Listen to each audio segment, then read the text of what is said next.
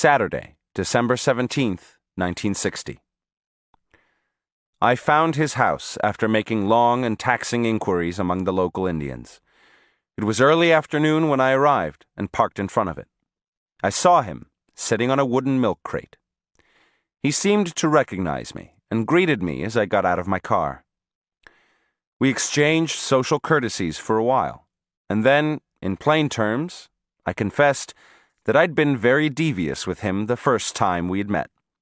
I'd boasted that I knew a great deal about peyote, when in reality I knew nothing about it. He stared at me. His eyes were very kind. I told him that for 6 months I'd been reading to prepare myself for our meeting, and that this time I really knew a great deal more. He laughed. Obviously, there was something in my statement which was funny to him. He was laughing at me, and I felt a bit confused and offended. He apparently noticed my discomfort and assured me that, although I had had good intentions, there was really no way to prepare myself for our meeting. I wondered if it would have been proper to ask whether that statement had any hidden meaning, but I didn't. Yet he seemed to be attuned to my feelings and proceeded to explain what he had meant. He said that my endeavours reminded him of a story about some people a certain king had persecuted and killed once upon a time. He said that in the story the persecuted people were indistinguishable from their persecutors, except that they insisted on pronouncing certain words in a peculiar manner proper only to them. That flaw, of course, was the giveaway. The king posted roadblocks at critical points where an official would ask every man passing by to pronounce a key word. Those who could pronounce it the way the king pronounced it would live, but those who couldn't were immediately put to death.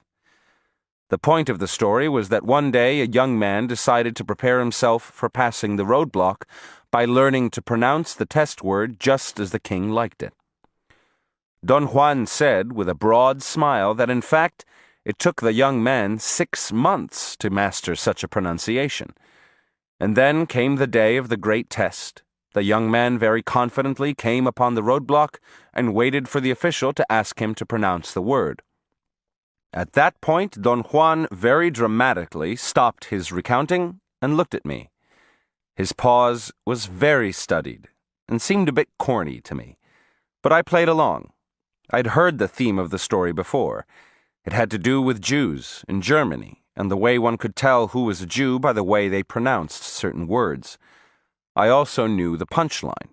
The young man was going to get caught because the official had forgotten the key word and asked him to pronounce another word, which was very similar, but which the young man had not learned to say correctly. Don Juan seemed to be waiting for me to ask what happened, so I did.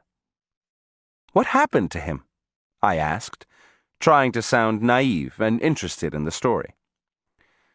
The young man, who was truly foxy, he said, realized that the official had forgotten the key word, and before the man could say anything else, he confessed that he had prepared himself for 6 months. He made another pause and looked at me with a mischievous glint in his eyes. This time, he had turned the tables on me. The young man's confession was a new element, and I no longer knew how the story would end. Well, what happened then? I asked, truly interested. The young man was killed instantly, of course, he said, and broke into a roaring laughter. I liked very much the way he'd entrapped my interest. Above all, I liked the way he had linked that story to my own case. In fact, he seemed to have constructed it to fit me.